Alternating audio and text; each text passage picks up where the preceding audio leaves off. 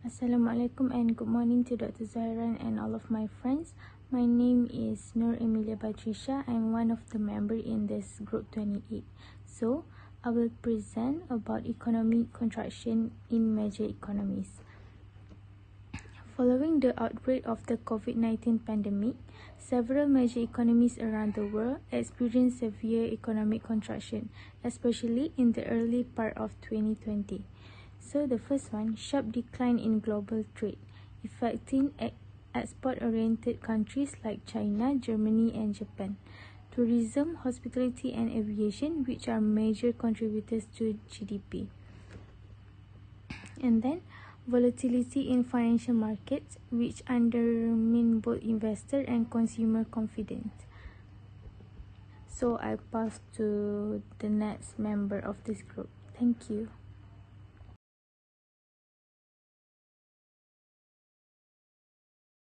So next, I'm going to explain about the unemployment spike due to the lockdown. So as we all know, COVID-19 has shifted a massive drop, especially among the youth and the women. So by 2020, the unemployment rate is 6.5%, which is the 1.1% rise from the previous year.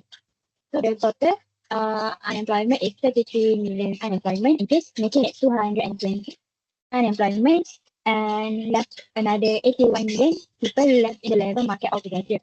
So the reason is the first one is the mass layoff. So during the lockdown, many sector and small business forced to shut down permanently due to the lockdown and quarantine movement. So the decrease in demand in several retail and many business forced to shut down. So the second point is delayed start of career for the fresh graduates. So the COVID-19 impact on the unemployment among the fresh graduates, which is many companies prefer experienced employees instead of a fresh graduate with no experience. So the third point is vulnerable workers due to the lower job security and lack of social protection. So the lack of no, the worker without the job security is a worker without permanent contract, which is the first one to lay off during the COVID-19. This is lack of legal safeguard, short-term economic disruption.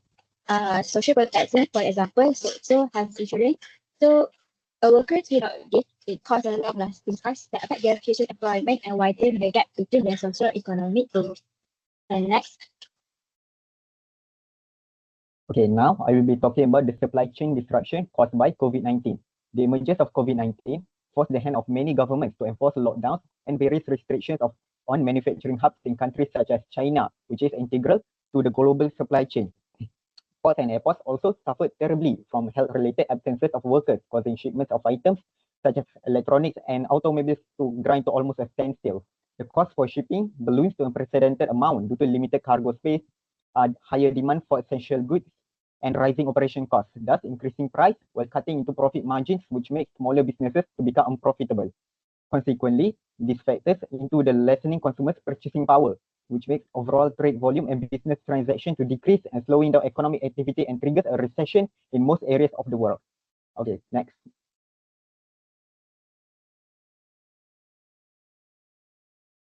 The topic of my part is government fiscal and monetary interventions.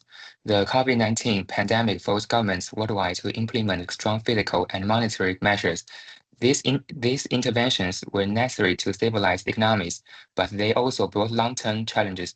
Firstly, governments used fiscal policies like cash transfers, wage subsidies, and business support to prevent mass unemployment and economic collapse. Indeed, these actions helped protect lives and livelihoods. However, they also caused public debt to rise sharply, especially in developing countries. As a result, concerns about debt sustainability and inefficient spending have grown. Next, please. Secondly, central banks took steps such as lowering interest rates and injecting liquidity into financial system. These measures were effective in coming markets. For instance, they implemented asset prices, which mostly benefited the wealthy and did little for informal sectors in poor regions. In summary, fiscal and monetary interventions during COVID-19 were essential for short-term recovery. Nevertheless, they revealed deeper economic inequalities and raised questions about long-term risks.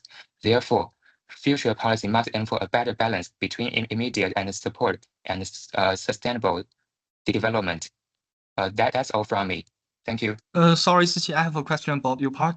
You talked the monetary interventions. So what can the Yes. central bank do? What they did and what they cost? The activity, the cost, what the influence? Yeah. It's a good question.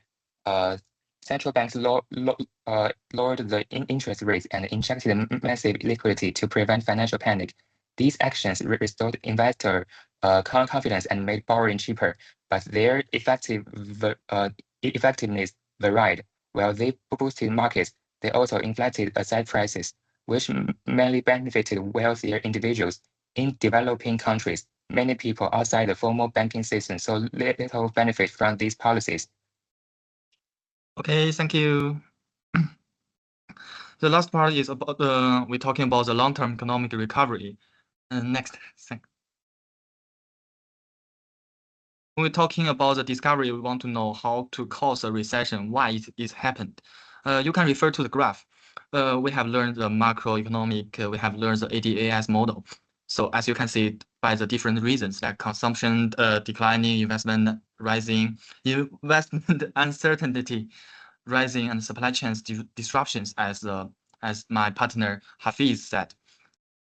So different reasons cause it. Next, thank you. So how to solve it? How to recover the economic? We have learned two tools. The first one is the fiscal policy, and the second one is the monetary policy. The fiscal policy is to boost the employment, increase aggregate demand. There are a lot of advantages. The monetary policy stimulated investment and consumption. I want to ask you guys a question: which one you prefer, the fiscal policy or the monetary policy? Okay, next page. I will explain it. Next, thank you. I prefer the fiscal policy because the monetary policy is ineffective from a long-term perspective. We have learned the monetary policy cannot really boost the real output in a long-term perspective. So in my humble opinion, I recommend the fiscal policy. Okay, thank you.